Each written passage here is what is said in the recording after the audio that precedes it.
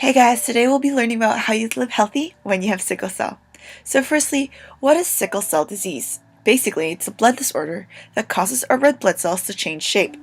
From having this disc shape, or I suppose some people would call it a donut with a hole shape, to this.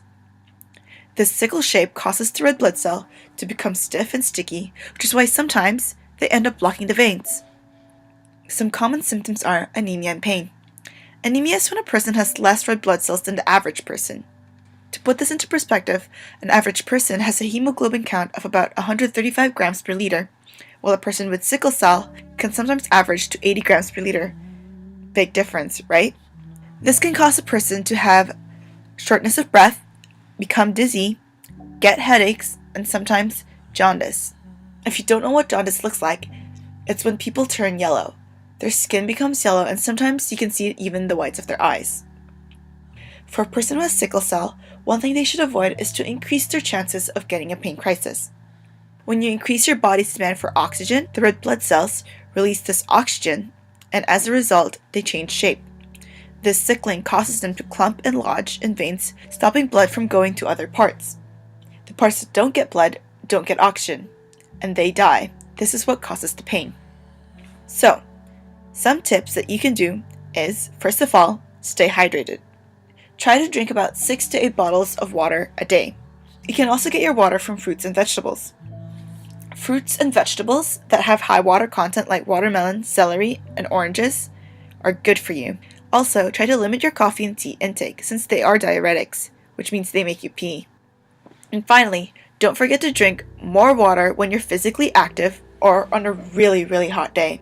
Why? Because we end up sweating more, which means our body is losing more water. Second, eat healthy food, especially food rich in iron and folate. Iron comes mostly from fish, meat, and poultry, but you can get them from beans, lentils, nuts, spinach, and whole grain flour. Just don't forget to pair them with vitamin C rich foods to help your body absorb them. Folate helps your body make red blood cells. Since they can't be stored in your body, you have to eat them every day. Some of these foods are collards, spinach, avocado, papaya, chickpeas, and lentils. Thirdly, avoid getting an infection. Some tips and tricks to do this is to wash your hands every time you handle something dirty, before and after you eat meals, and to cook your food properly. Also, once you cook your food, try not to leave them out for more than 2 hours. Put them in the fridge to decrease the chances of bacteria growing in them. Fourth, manage your stress. Life can be very stressful, and when your body is stressed, you use a lot more oxygen than you have to. So, you have to find something relaxing to do to relieve the stress. Some things you can do are like reading a book, watching TV. If you like talking to your friend, go ahead, talk to that friend. Play games, doesn't matter if it's video games, or go classic with board games, and take a warm bath. Deep breathing exercises can also help. Why don't we try one right now? So, close your eyes. Now take a deep breath. Inhale, 2, 3, 4. Hold it, 2, 3, 4, 5, 6, 7, and exhale. Make a swishing sound. And again.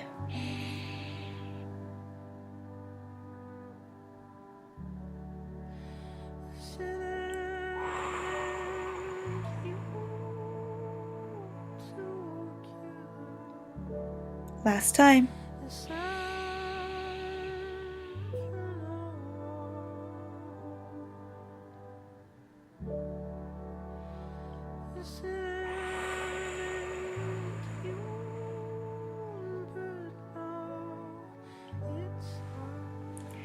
Number 6.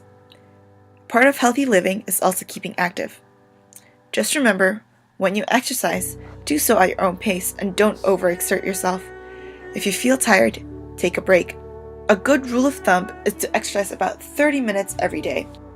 If you can't exercise for the whole 30 minutes, try breaking it up into 2 groups of 15, or even 3 groups of 10. Don't forget to stay hydrated all throughout. 6. Don't get cold.